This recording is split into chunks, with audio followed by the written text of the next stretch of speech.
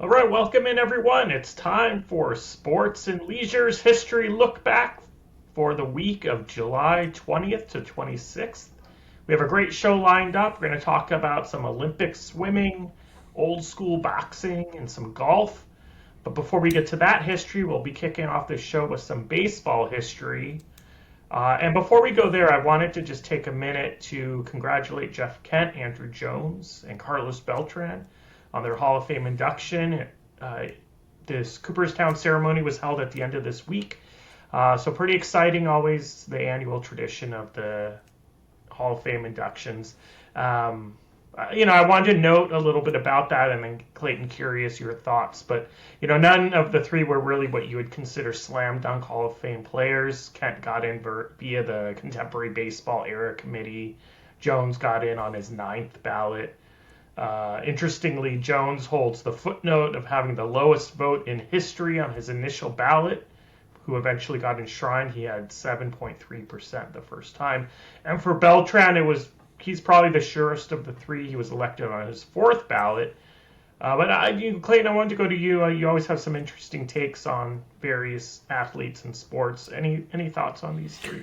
Well, first, just to echo your congratulations to them, I certainly am not one to diminish someone else's accomplishment. So congratulations to them for fulfilling a lifelong dream. I did think that when Andrew Jones was announced, that was surprising to me that he was elected into the Hall of Fame. He is not somebody that I would have thought while watching him during his career that I was watching a Hall of Fame player.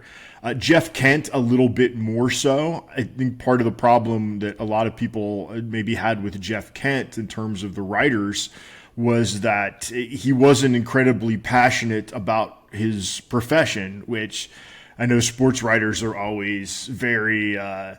we want them to go out there and die on the field for their craft. And Jeff Kent was an awful lot like a lot of us who was like, well, I guess I have to go to work today until I can retire and not have to go to work.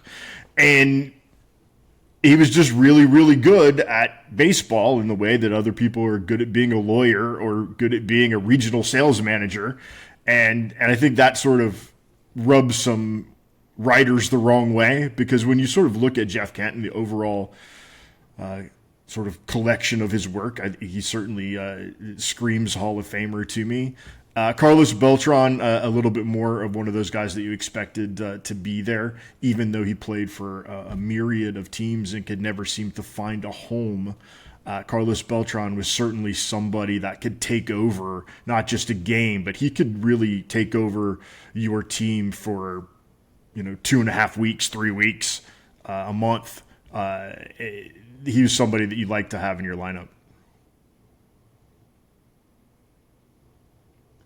Yeah, Jeff Kent actually said at his speech during his induction that he was actually more interested in racing and motorcycles and trucks. And when he was in high school, his dad knew he was really good at baseball, like really good at baseball, and said, well, if you get a scholarship, I'll buy you a pickup truck. And so Jeff Kent said he really wanted the pickup truck, so he kind of gave up racing and focused on baseball and got the scholarship, and I guess made a career out of it because he saw the potential he could earn a living doing that. But it'd be nice for any of us to just have that natural ability at a sport or something of that caliber. I wanted to say on Andrew Jones, you kind of echoed a little bit of what I was thinking. He was on the Dodgers for a year, and I remember specifically when he joined the Dodgers, it was really briefly in 2008. Like, I was just never big on him. A low average, high power guy, and that was before things like launch angle became popular, and what we see now, where that is kind of embraced with the low average and the high power. I mean, he had his, defensively he was great, but yeah, he was never someone that I saw. I was like, oh, that guy's going to be in the Hall of Fame someday. He's probably the Hall of Very Good, in my opinion. It is interesting when the Dodgers released him, they still had to pay him $21 million, which shows how much they really invested in him, which for 2008, 2009, $21 million was a lot of money to be paying a player. Last thing I want to note, because I have I'm with you. I don't want to ever diminish someone's accomplishments.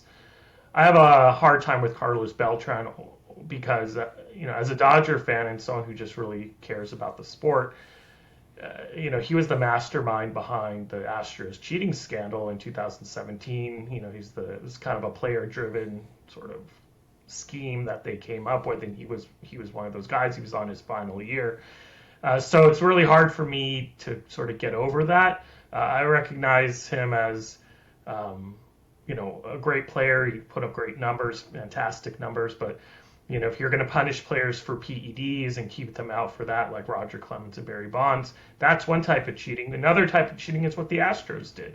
But congratulations to him. Like you said, I don't want to take away from his accomplishments, and congratulations to those three players.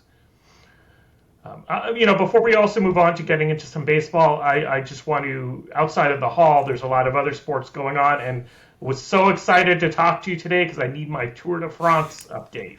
Well, the Tour de France is done and dusted and put to bed. Tadej Pogacar wins his fifth, joining a lot of the greats. Talk about Hall of Fame. Miguel Indurain won 5, Eddie Merckx, Jean Concatil, Bernard Hinault. Lance Armstrong would have been on that list as well if not for his drug problems. But that's really the benchmark of the Tour de France, is 5 victories, and Tadej Pogacar got his, and it looks like nothing's going to stop him from maybe 6 or 7. And a really exciting race on the last day. They've changed a bit of the profile of the final stage to make it a more compelling race, and it certainly was today. Mathieu van der Poel, he got another stage victory today, and just a manner in which you never see somebody being able to break away from all of the sprinters, and he held off the peloton at the very end by about a half a bicycle tire. So congratulations, Tadej Pogacar. Congratulations to Victor Carapaz, who won the polka dot jersey, and it was really just a great race, and I am sad to have cycling be over for about 4 weeks until we get to the Vuelta. Well, we'll get an update on the Vuelta when we get there. I know that's something you're always texting me about, so I know we're going to be following it closely. And one other real quick, the United States Outdoor Track and Field Championships were this weekend, and Valerie Sion, who you probably all know as Valerie Allman, the 2-time women's Olympic discus champion, she won her 8th straight national championship at the discus today. So congratulations. 8 straight is getting it done. Yeah, that's dominant. We had a lot of track and field going on. Been seeing a lot of those results coming in throughout the week and throughout, last few weeks. And I know, as a member of the media, I should not have been paying attention to any of this, Jeff, because the NFL started having practice. Right. So I should really be talking to you about who's going to be the backup right guard for the Tennessee Titans. But you know what? I figure that'll sort itself out. I thought I would watch some track and field. Well, I can tell you, as a fan of sports history, I love the history of track and field, and not so much the history around NFL practice. NFL practice. So, practice. Okay, well, we're going to get into the history, but before we move on, I do want to remind everyone out there to follow us and check us out on all our socials at Sports History SL. That's Sports History, the letter S and the letter L for Sports and Leisure. And we're on Blue Sky, Instagram, Substack, X, and YouTube. And then on Facebook, you can still find us at Sports and Leisure. Be sure to like, share, comment, all the things you normally do on social media, because we love to hear from everybody. We're starting to get a lot of comments and shares. So really great to get people involved and share the knowledge. Okay, so I want to go back to baseball because we had a few great baseball posts, and one of my favorite that we've ever done is about Jackie Robinson and Clayton. As you know, got my Jackie Robinson shirt on, Kansas City Monarchs hat. I'm a huge fan of Jackie Robinson, and I have such immense reverence for him. If you always get that question, who would you go back in history? If you could go back in history and sit down with anybody, who would it be? And I think Jackie Robinson is on my short list of people that I'd really like to sit down and talk to for many reasons, but he's also one of the reasons I'm really proud to be a Dodger fan. But on July 23rd, 1962, MLB had the opportunity to honor and respect Jackie Robinson when he was inducted into the Baseball Hall of Fame. His impact on society is far greater than what he did on the field, but he was also an incredibly good player, right? Deserving of the Hall of Fame, not just for breaking the color barrier and his place in baseball and American history, but as someone who was Rookie of the Year, MVP, career .313 batting average, over .400 on base percentage. And he doesn't have the volume you typically see with MLB hitters. He only had 10 seasons with the Dodgers, and now it's included in his official statistics, his one season with the Monarchs. But a great player, and I think his talent on the field often gets overlooked for very good reason, but he was a great player, right? Yeah, he was an incredible player. And some of the things sort of that he did in that 10-year stretch, you are saddened that he didn't have, another 4 or 5 years. But part of that had to do with that he was in the Army after UCLA, and he missed, what normally would have been, his 20, 21, 22, 23, 24-year-old seasons because of his military service. And to think that a guy did that in the majors with the 5-year layoff, and not just the 5-year layoff.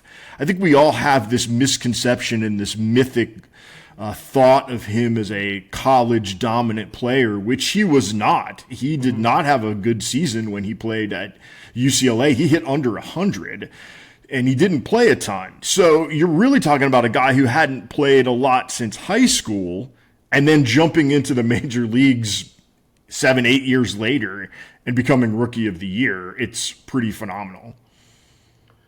Yeah, but he had some incredible seasons. If you like WAR, we could take it with a grain of salt, but WAR is sometimes a good metric, or it just gives you a good general narrative of how good a player is.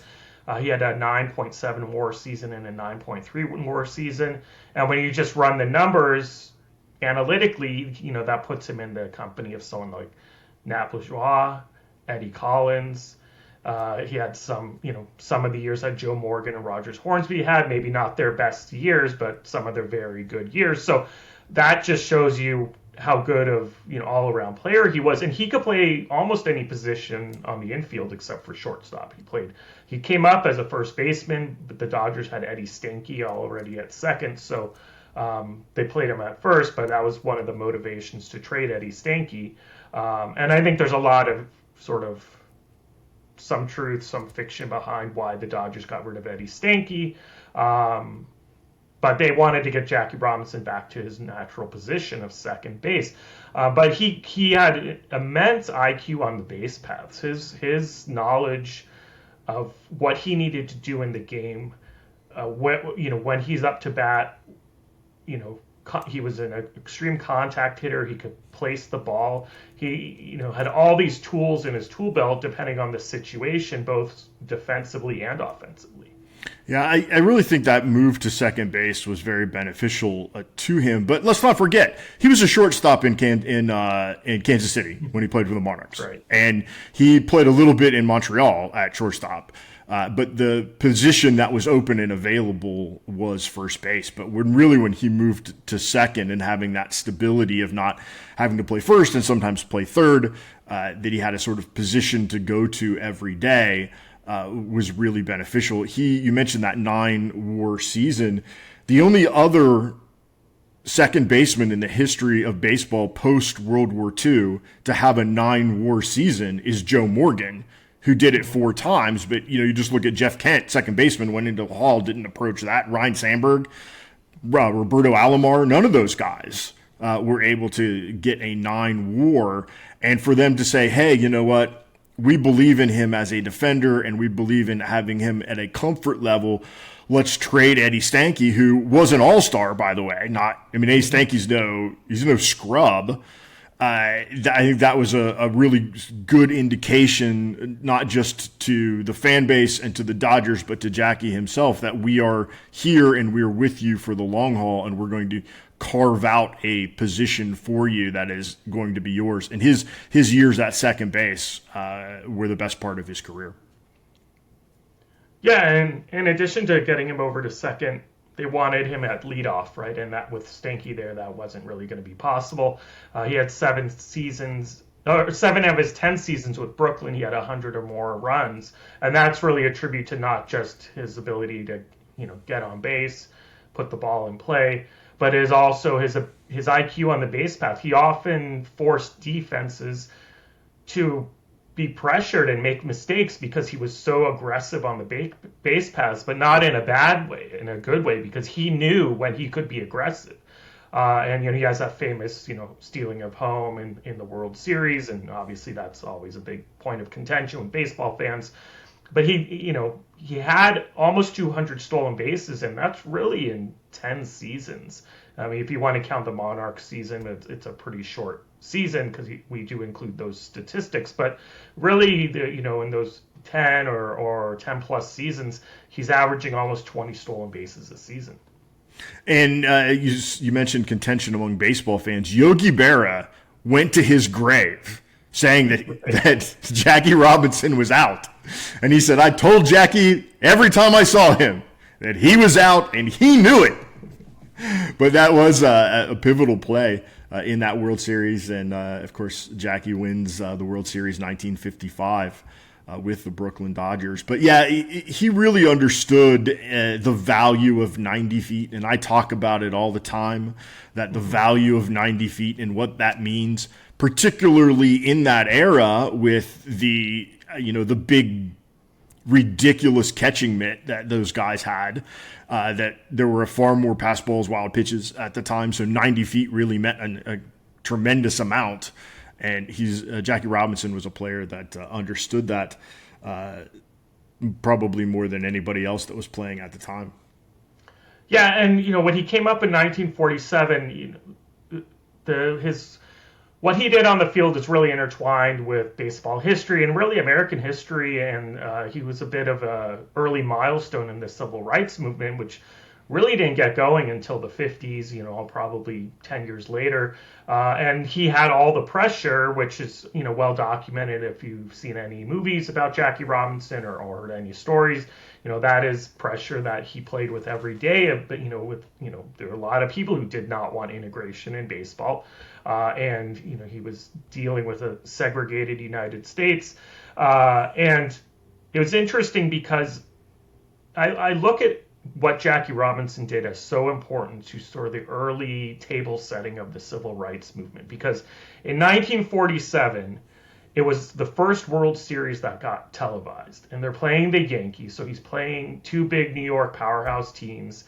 The history and really what transcended the sports page and made it to the front pages of all newspapers is, breaking the color barrier, because baseball at that time was such a dominant presence in so many Americans' lives. So it forced Americans to start really grappling with integration.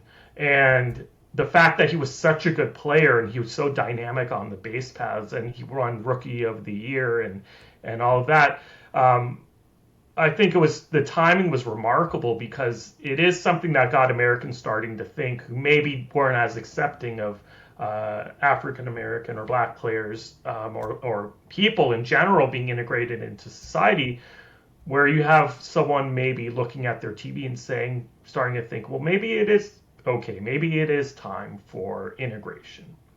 Yeah, and I've said this a thousand times. It's not so much that young black children got to see Jackie Robinson and got to see him succeed and said, oh boy, now I can do that too. Like, people that are successful have that inherent in them, whether or not somebody else is going to allow them to be successful.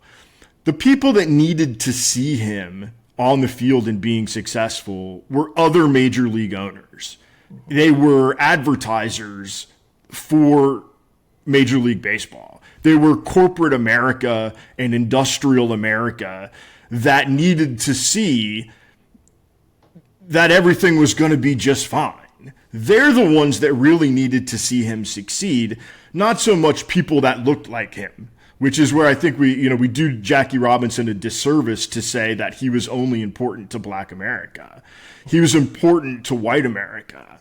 And to see it happen in a sport where the only real integration that we had seen prior to this was boxing, which if you're trying to win over another race, like a violent sport's probably the worst way to do it, right? So like you'd only ever seen Jack Johnson so that dynamic was way different than seeing Jackie Robinson and sort of the poetry of what he was doing out on the field. And so I'm with you that he was the seeds for the civil rights movement started with Jesse Owens, and it was passed to Jackie Robinson, and then it was passed on.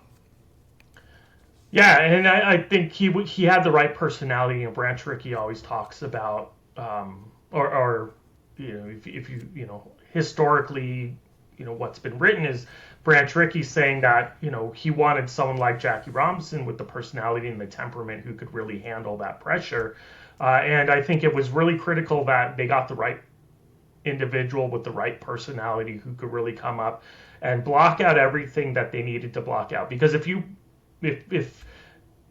Major League Baseball or an owner brought up a player who couldn't handle the pressure and caved and didn't do well and didn't have a little bit of that flair and that flamboyance, it's not going to work, right? And you're going to have, white Americans who were skeptical and not accepting of integration say, well, see, this is why we have, two different leagues for the two different races. So I think that, all these different factors combined together to really make this a success and really put America on the right path forward.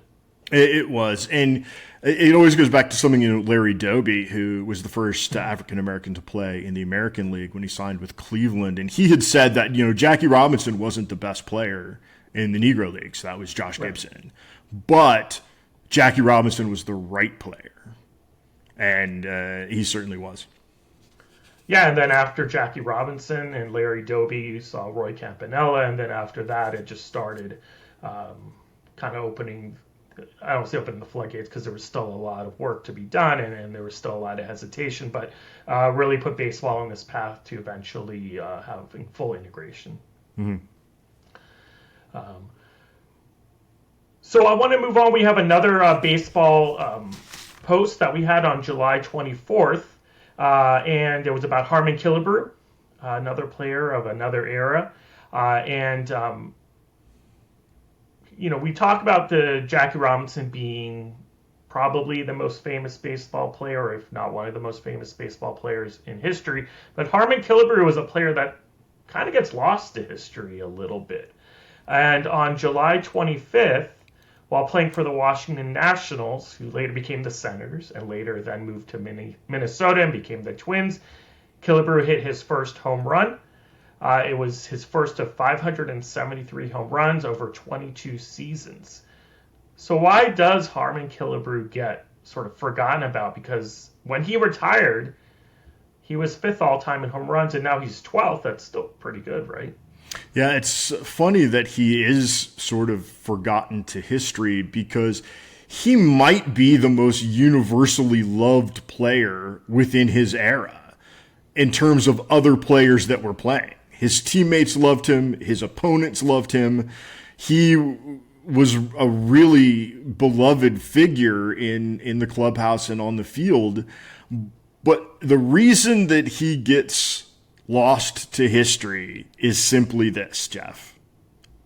Eddie Matthews, Hank Aaron, Willie Mays, Ernie Banks, Frank Robinson, Al Kaline, Mickey Mantle, Brooks Robinson, Willie McCovey, Roberto Clemente, Lou Brock, Rod Carew, and Carl Yastrzemski all played at the same time. Mm-hmm. And that is why. That Harmon Killebrew, who was sort of steady Harmon, didn't make headlines, just hit home runs. That's part of the reason. Yeah, I think part of it also is he didn't really play in a marketable area. He didn't play on the coast very much. Obviously, there was the Washington years, but eventually the team moved to Minnesota, and it was hard to get a lot of coverage when sports media was really looking at, or New York was sort of that epicenter, and then you had some other teams. As we all know, that was, pre-expansion era, pre-TV cable, all of that. So he's not really getting a lot of credit. And the one thing I think also really worked against him, but now it would be, no big deal. He only hit 256. Mm-hmm. And I think it was an era where the home runs weren't valued as much as like having a high batting average, or if you had the home runs, you kind of had to have the high batting average as well. And the fact that he didn't really hit for what we consider, he wasn't a prototypical 300 hitter. That I think hurt him as sort of someone that got overlooked a little bit. And not only was he overlooked, he was passed up for the Hall of Fame 3 times. It took him his 4th ballot. Can you imagine 573 home runs and it takes you 4 ballots to get into the Hall of Fame? That's crazy, particularly when you look at it from a 2026 eye. Yeah, actually, it's funny. I was thinking about what would a player like that, if he played in today's game in the era of launch angle and these stats, like everyone would be going nuts over him. Mm-hmm. And he had a great nickname, Killer. Right? That would be played amazing on social media. ESPN would be eating it up. Killer launches another one into the another thing too that sort of hurt his numbers a little bit in his development was the bonus baby system. And he was a victim of that. So when he was signed 3 years, $30,000 when he was young, he was not allowed to be sent to the minors. He had to be on the major league roster. It's very similar to the Rule 5 picks, the way they are now. Like you have to be on the roster the entire year. And so he didn't play a ton those first 3 years when he should have been in the minor leagues developing and learning and pitch selection and all of those things. He was just sitting on the bench waiting for his opportunity. And that sort of stunted his growth a little, and those 3 years really hurt his overall average. Yeah, I actually think one thing is also pretty incredible about him that gets overlooked is his walk to strikeout ratio was almost 1-for-1. He had a little over 1,500 walks and close to 1,700 strikeouts. Not quite 1-for-1, but pretty close. And for someone with that much power, it's pretty incredible that even in the era he played in, it's still pretty incredible that he walked and struck out about the same. He's still 15th on the all-time walks list. Mm-hmm. He walked more than A-Rod. He walked more than Ken Griffey Jr. He walked more than David Ortiz. He walked more than Hank Aaron, Wade Boggs, Willie Mays. Like, he walked more than all those guys.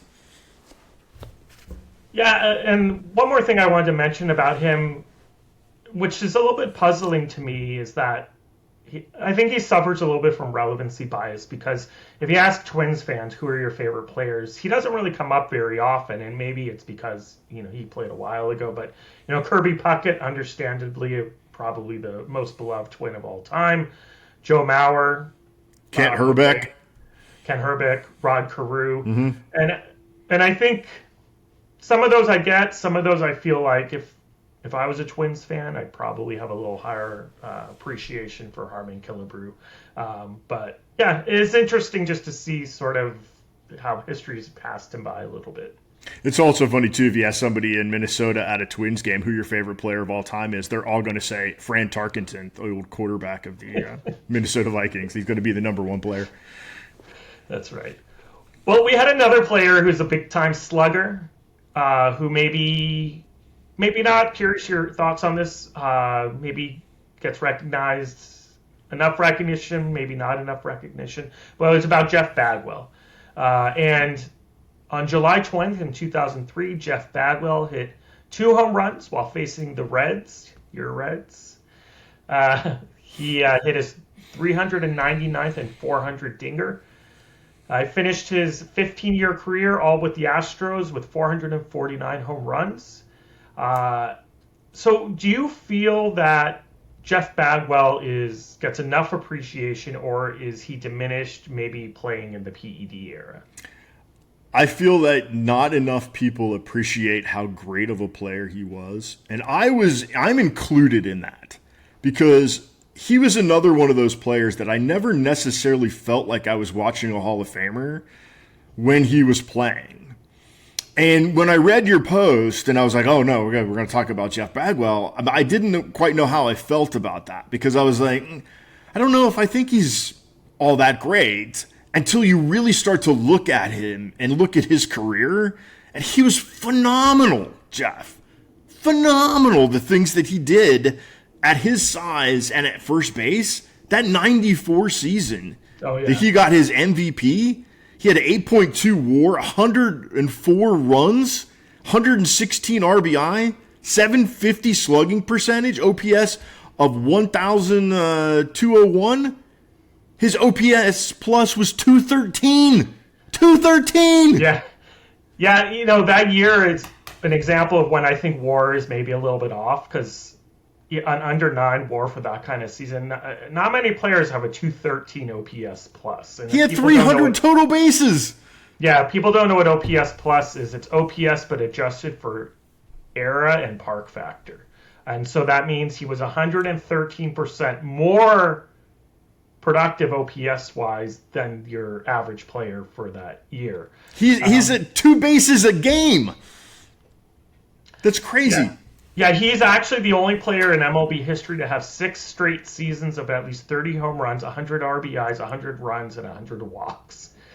That's incredible. And it wasn't just 94. It was 96 to 2001. Yeah. Those averages that he put in that 5-year period, he was a 301 hitter for that 5-year period, averaging 39 home runs, 126 RBIs, a 160 OPS plus for 6 years. He was as good as you could be from 1996 to 2001. And he has over 200 stolen bases for his career as well, so he could run on top of everything else. It's pretty interesting, and I'm glad he got in the Hall. I'm glad that the PED suspicion cloud didn't sort of snatch him up like a lot of other players have succumbed to that sort of that suspicion. And he had no positive tests. He was never in the Mitchell report, and he's always vehemently denied ever doing PEDs. But naturally, everyone in that era, especially someone who was so dominant like Jeff Bagwell was, they get that suspicion. But I think one thing that really hurt him, at least marketing wise and visibility, is playing in Houston and playing in the Astrodome, which wasn't a really great venue. And the Houston was not very good for probably the first half of his career, and they get into the playoffs in sort of the late 90s, and then they make a few runs, but they didn't even go pretty deep in the playoffs. I think one thing that he really benefited from was some branding, because he happened to be teammates with Craig Biggio and then later Lance Berkman, and they had the nice marketing nickname of the Killer Bees. Remember that? Yeah, they also had Derek Bell and what was the other guy? Third baseman, Sean Burke. Is it Sean Burke?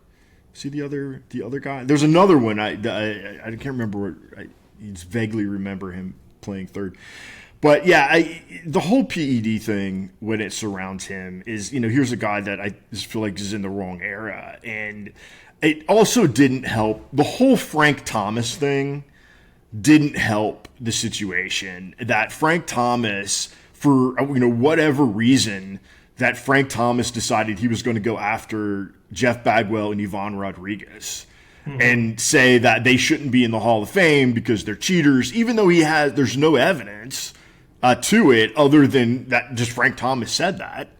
And let's not forget, when it comes to Frank Thomas, do you remember that congressional hearing where Mark McGwire and Rafael Palmeiro, and Mark McGuire's like, I'm not here to talk about the past, and Palmeiro's like, I didn't do steroids. Right. And maybe they were all there, and every one of those guys, Sammy Sosa, they all got crucified being up at that congressional hearing, because we all know that if there's one thing that Congress is good at, if they're not good at anything else, they're good at manipulating hearings and making people look the way they want them to look, right? We know that that's like their superpower.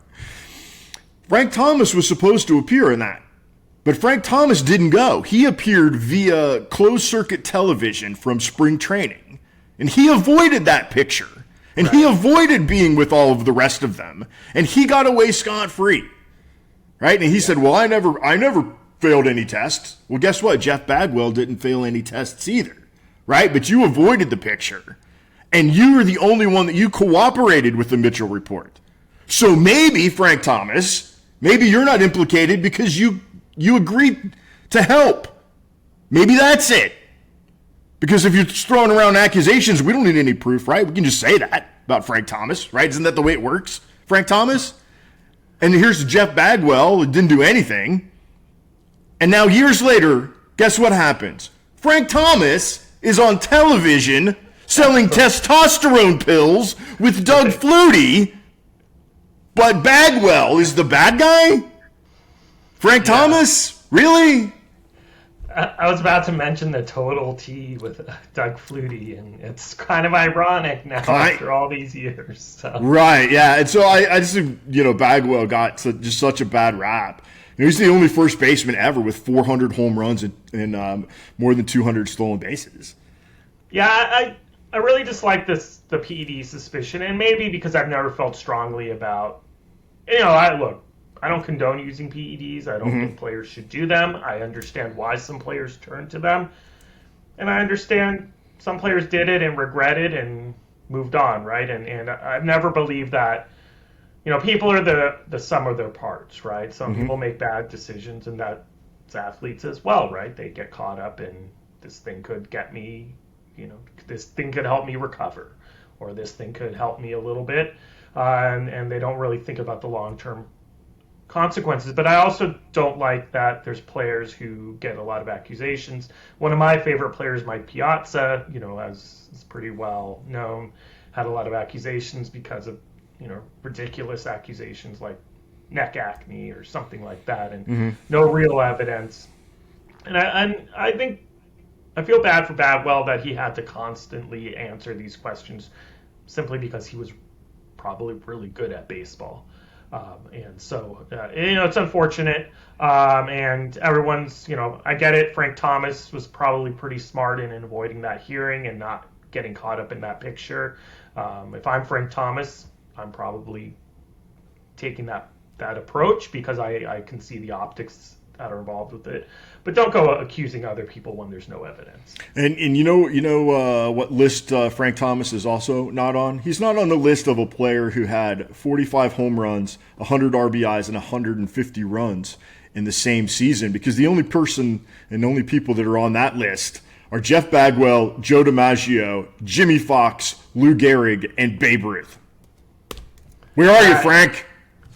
Where are you? It's pretty incredible, and last thing I want to note, he spent all 15 years with one team, and for fans who are always pining about, I wish players would be loyal, he was loyal. You can set aside what the pros and cons about loyalty, because there are pros and cons with that, but I feel like he should get some credit. He was extremely durable. He went 162 games in 4 different seasons. He had 158 to 161 a number of other seasons. So super durable, just someone who really loved to play, loved to grind, and was really good at it. So speaking of people who love to grind, we're going to move away from baseball and move into talking about a different kind of slugger.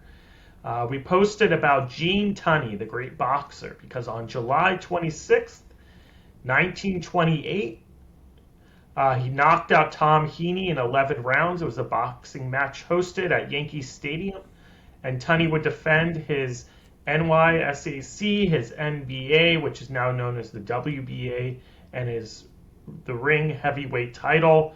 It was his last fight of his career. He retired as a champion, and he is a remarkable, remarkable boxer for many reasons, but overall his record was 80 wins, 1 loss, and 3 draws. It's getting it done, Jeff.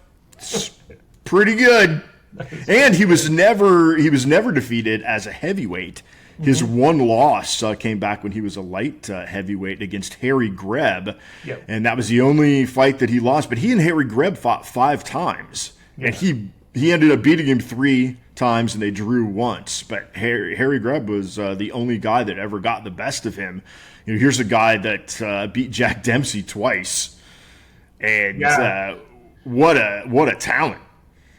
Yeah, he's actually the only boxer ever to beat Harry Grubb and Jack Dempsey. They have probably the most famous match is the long count match with Dempsey, where Tunney got knocked down, but because of the new rules required Dempsey to go to his neutral corner, and he didn't. The referee didn't start the count, and so this is hotly debated right in the circles of boxing where. People will argue that Tunney got some extra seconds because the ref was busy trying to get Dempsey to go to his corner. And Dempsey would later gain control of that fight and win by unanimous decision. That was in 1927. No, Gene Tunney won that fight. Gene Tunney, right? Yeah. Exactly. Yeah. Sorry if I misspoke. Yeah, Gene Tunney.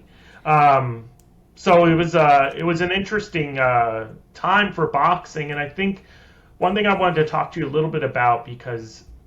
As much as the athletes are to the sport, in any sport, how the media covers it is just as important. And this was a really big transition period for boxing, right? It was, and it was starting to go from where boxing was just something that you read about and went to and saw live into something that was starting to be covered on the radio. So now you're getting into the era where some baseball games are now on the radio, some horse races are now on the radio. Certainly, not every race down at your local track, but the Kentucky Derby you're able to hear. People were able to listen to the Seabiscuit match race with War Admiral, and now they're listening to these boxing matches. And Gene Tunney was one of the sort of first box office smashes.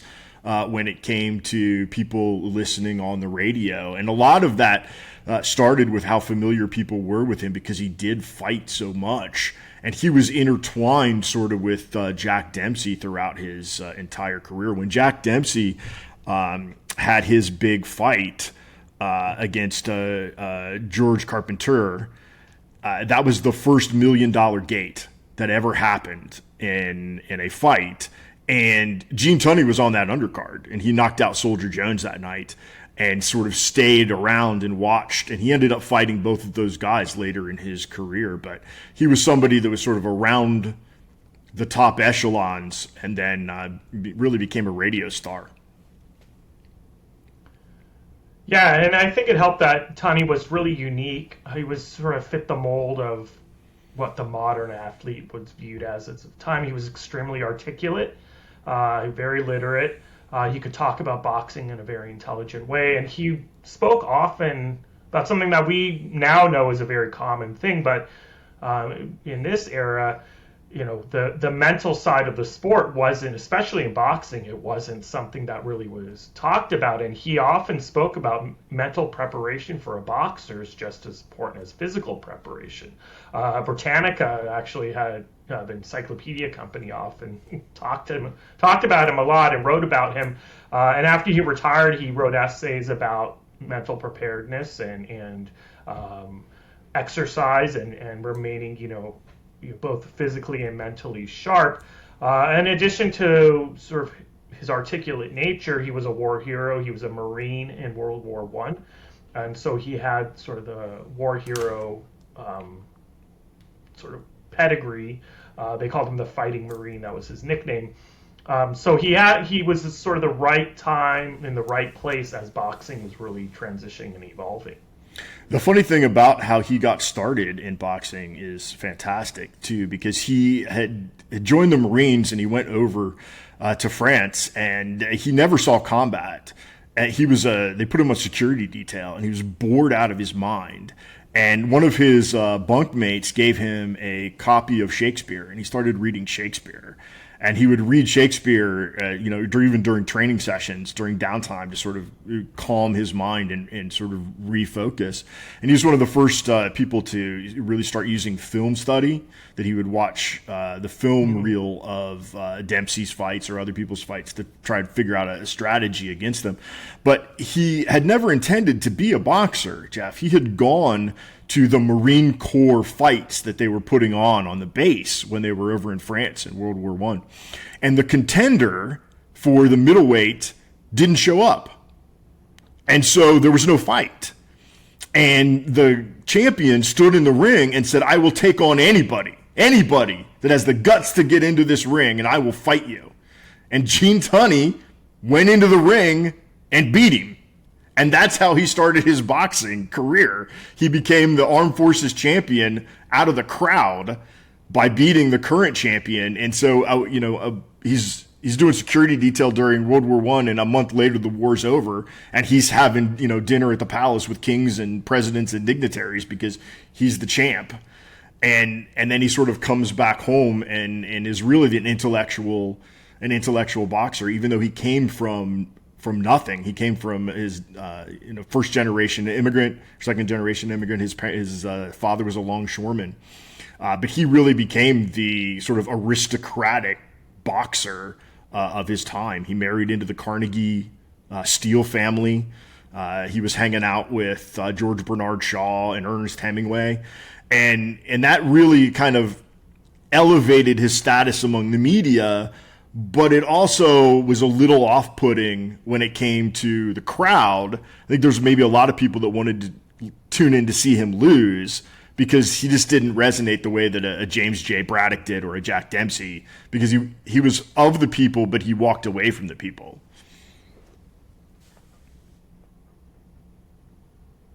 Yeah, he Dempsey had a lot more flair and sort of that pizzazz that the media really wanted from boxers and the crowd really wanted. And I think his cerebral approach to boxing made him really exceptional, technically speaking. He focused on skill more than brute force. He focused on footwork. He focused on timing and IQ inside the ring. And that's something that I think is so common now that we just assume that's how people train and how they learn to be boxers. But that was a really sort of groundbreaking for the sport of boxing during that time. And he also left when he was on top. He left at 31, and he never went back. And that's another thing that sort of boxing never forgave him, for leaving on top and then not coming back. So many of these guys, when they leave, right, they come back. Like Jack Dempsey, when he fought, Jack Dempsey hadn't fought in 3 years and he came back. But when he left and he didn't leave broken, and he didn't leave without his mental faculties. He left, he walked away, and he became vice president, CEOs of companies, and really had a whole second life beyond boxing. Mm-hmm. Yeah. Okay, let's move on. We have a couple posts that we put up this week about golf. And so the first one was on July 22nd, 2001. American David Duval shot a final round of 67, which is 4 under, to separate himself from a 4-way tie. He ended the Open Championship 10 under par, 3 shots clear of second place Nicholas Faths for his only major, although he won 13 PGA tournaments and 2 President Cups. And then we had another post on July 25th, where 20 years later, on July 5th, 2021, on the women's side, Australian Minjee Lee overcame a 7-shot deficit, which is the largest comeback in women's major championship history. And she forced a playoff with South Korean Jeongyeon Lee 6. On the first playoff hole, Minjee hit her approach shot 10 feet inside. She hit her approach shot inside 10 feet from the pin, while Lee 6 landed in the water, and it secured Minjee's first of her 3 majors. So there's 2 kind of competing stories here. I thought this was really interesting. One is it surprising David Duval has only 1 major, and the other side of going in the other direction on the championship spectrum, Minjee Lee already has 3 majors, and if she can get to 5, that's a huge number, and she is trying for that. So this is surprising to see her success.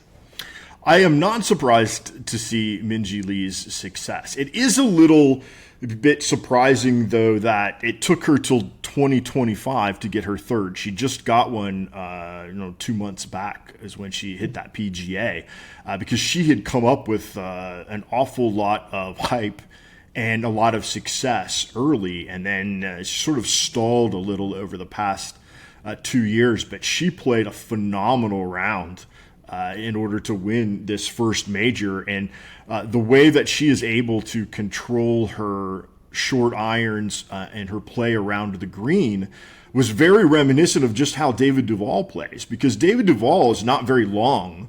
He wasn't off the tee, and neither is Minjee Lee. She's like 68th in driving distance, and she's like over 100, like 108th in fairways and regulation. But she makes her money on approach shots, putting and around the green, the same way that David Duval does. And David Duval had such an easy swing and such a perfect approach that to see him fall off the map the way that he did, I don't know that anybody predicted that was going to happen to him. There were people talking about he was going to be the guy that challenged Tiger Woods for 10 years, and he wasn't. Yeah, I think David Duval is one of those really memorable what-if scenarios or cases for golf. It was unfortunate because just a series of injuries really started eating away at his ability, especially back injury and wrist tendonitis really hurt his swing. But he had vertigo, he had a shoulder injury, he started having knee problems, he broke his foot. So he had a whole litany of injuries that really caused him to drop off. But prior to sort of his lead up to winning his 2001 Open Championship, he was an exceptional golfer at Georgia Tech in college. He was two-time ACC Player of the Year. He was 1993 National Player of the Year throughout all of NCAA. And from 1997 to 2000, as a pro, he finished top 5 every year, and top 5 in the money on the PGA Tour. And so I think everyone expected him to eventually win, like you said, and he just had a lot of fanfare, but the injuries just really devastated him. Which is crazy, because when you looked at his swing, you thought, here's a guy that's not going to get injured. And you look at Tiger Woods. Tiger Woods has so much violence in his swing that you expect that Tiger Woods is going to get hurt, and he did. But the thing that was the knock on David Duval was the mental side, that he just couldn't close, because back in 1997, remember, he had that 3-shot lead at the Pebble Beach Pro-Am, and then he lost that tournament to Mark O'Meara. And Sports Illustrated wrote an article, and they had said, we've just learned that David Duval cannot win. And that was really the stigma that stuck with him. But the one person that believed in him was Arnold Palmer. And Arnold Palmer selected him for that President's Cup team, even though he didn't qualify. He was a captain's selection. They get 2, and he was one of them. And he went to that President's Cup, and he went 4-0-0. He won all his matches. And that really sort of sparked this, well, maybe he can win. And that, sort of propelled him to world number 1, where he was for 15 weeks there in 1999. And not only did he win the Players that year and become world number 1, the very next week he won at the Bell South in Atlanta. So it was like, this wasn't just a fluke. I won the next week as well. And he had those 10 wins in 33 tournaments, in that sort of 99-2000 era. And it really looked like that was going to be the time for him. And for him to win, his first major, and that be his last PGA win, instead of the beginning of him dominating majors, it wasn't even just that he didn't dominate majors. He never won again. He never won again on the PGA Tour after this post at the Open. That's just nuts.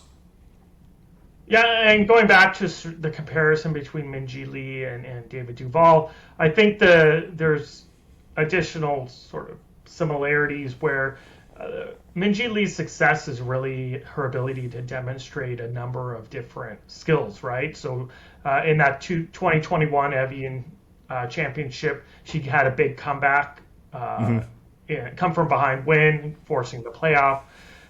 She was under pressure. She was able to get it done. 2022, she avoided mistakes at the U.S. Women's Open. It was the type of tournament where mistakes can really hurt you. You got to keep the ball in play. She was able to demonstrate that. At the 2025 KPMG PGA Championship, she highlighted her tee to green skills. She had to endure extreme heat and heavy winds, and she was able to get through that. And I think her sort of having all those tools in her tool belt and being able to win on a variety of courses, all signs point to her ability to maybe get one, if not two, more majors. And she said that she's on a majors mission because even one more would be huge for the country of Australia, and she wants to bring that home to her country. But I think going back to the comparison to David Duval, he had all of those skill sets as well. He could win on any course, at least as he was sort of coming up through the ranks and people were looking at his success, what he could do, and the mix that he brought to any course.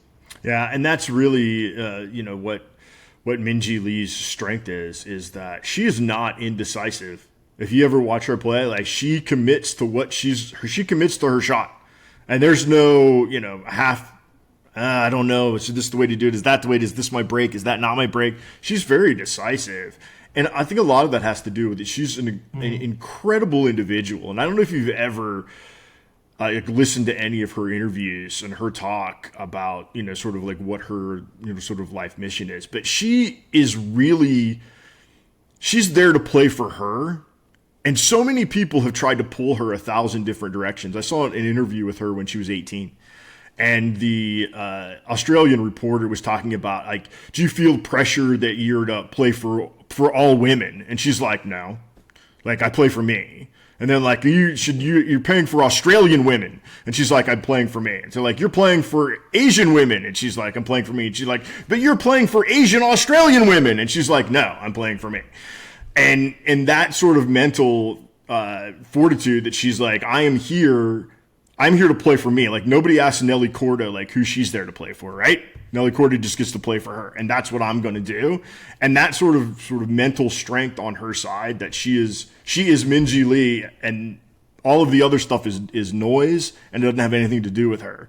And that's why I think she'll be successful. And even though she had a rough past 2 years, the way that she played this year, she's well on her way now. She had a very tough weekend this past weekend, but hopefully she had to withdraw with like an undisclosed injury illness. So hopefully that's not too bad. But I would suspect that Minjee Lee will get her 5, and I would suspect that she would get all 5 of the majors.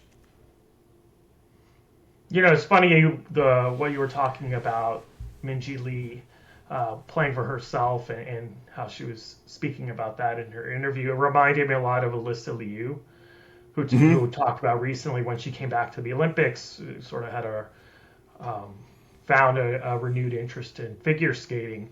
And she kind of shut everyone out. Everyone was trying to pull her in all these different directions.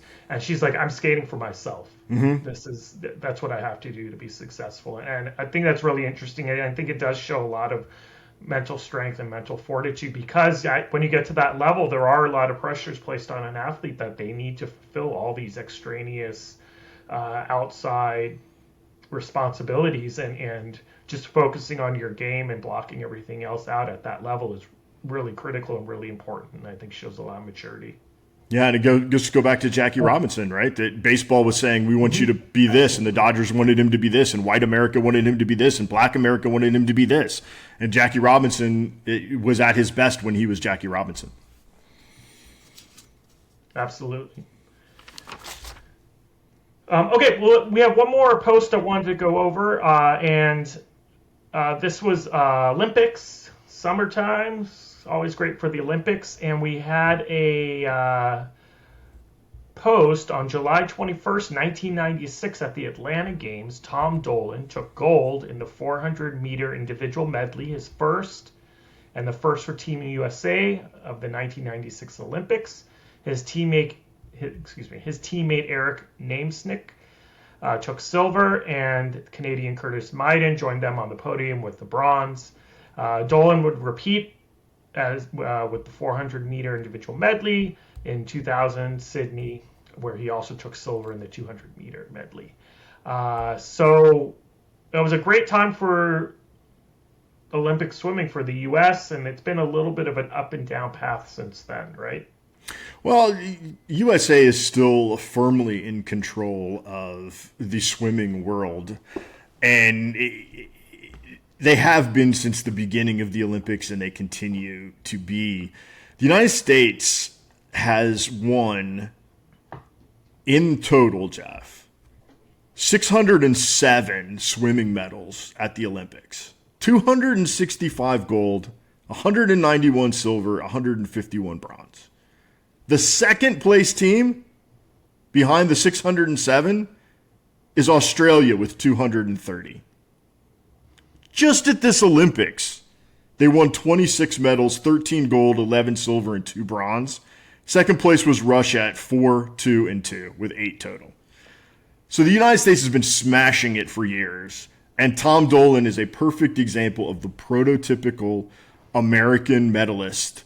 He was a 9-time NCAA champion at Michigan. He was part of their team national championship in 1995. He's the Jesse Owens Athlete of the Year, world record holder at the event, goes to the Olympics as the favorite and wins, goes back 4 years later as the favorite, breaks the world record again, and wins another gold medal. And the U.S. has just been constantly pumping out Tom Dolan's year after year after year after year. And he got them off to a really good Olympics with that early swim, early gold medal. Yeah, I think Michael Phelps probably, everyone would say, is the pinnacle of U.S. swimming, right? He took home 8 medals in 2008. But Michael Phelps recently has been critical of the U.S. and their development of their swimming program and athletes. I think Michael Phelps points to the fact that the distance between the U.S. and the next set of countries is a lot narrower. And a lot of these countries are really developing programs using techniques that the U.S. used to really become dominant. And Phelps has been pushing the U.S. to sort of rethink how they develop players, how they find players, how they support the athletes. I think that's something he's really pushed heavily, right? Yeah, the support has always been the main sort of question in all of these Olympic sports. And one of the safety nets that the United States has always had has been the NCAA system, that so many of the athletes are going through the NCAA system. And what the NIL era is doing to diminish a little bit of the existence of some of these Olympic sports, that their programs might be seeing diminished funding and diminished scholarship and diminished participation because of all of those things, is something that is worrisome when you look at it in the long term. But historically, what the United States has been able to do, like I said, is use that NCAA system. But part of the problem with other countries developing that is there's a lot of other countries that are using the U.S. system. So it used to be that was, pretty much U.S. athletes in the NCAA system. But now the recruiting has gone worldwide. And so now where we used to have, say, 70 U.S. swimmers, well, now maybe we have 45 because the others are all international.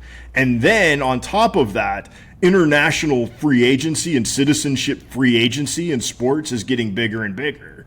So you're starting to see really good Americans not part of the American system anymore because they're swimming for whomever they can find a link to. So they're really American, but they're competing under another flag. So that's becoming a problem, that free agent poaching of spots in the NCAA system and international is sort of becoming a greater, bigger thing. And you see it in track, you see it in gymnastics, you see it all over the world, that U.S. athletes competing for other countries is going up marketably. Yeah, and I think Phelps will point to rethinking grassroots recruitment and growth that will help the U.S. system. And then kind of looking at the what kind of support are being provided specifically to the U.S. athletes to really grow them for Team USA swimming. Um, you know, there's always been a push for these sort of club swimming and youth competitions and so forth, but some of those methods don't seem to be working or producing as dominant talent as they used to be. And I think some of it relates to in those mixed into those youth clubs, and some of that amateur talent and young talent is talent that may go off to other countries. But I think Phelps has really been pushing for a lot of changes, especially ahead of the Olympics coming up in Los Angeles for 2028. One of the things, too, that's interesting to look at is longevity. And is longevity hurting swimming? Is it hurting gymnastics? Is it hurting track and field? Because it used to be that you would have athletes come up and they'd be here for one Olympic cycle, maybe two, and then they would go off and do something else. But when you start to see, now you're starting to see swimmers in like 3-4 Olympics, and not just the Michael Phelpses of the world, but like a number of them that are around. You're seeing it in gymnastics. Simone Biles has been around since 2016, right? And she's probably going to go to 28. You could be looking at 4 Olympics with Simone Biles. That is stunting who's ever coming behind. And now maybe some of the women that are coming up are going, well, I can't compete here. I just saw a girl in the Commonwealth Games that she's competed and tried for Team USA for years, and now she's competing for Sri Lanka.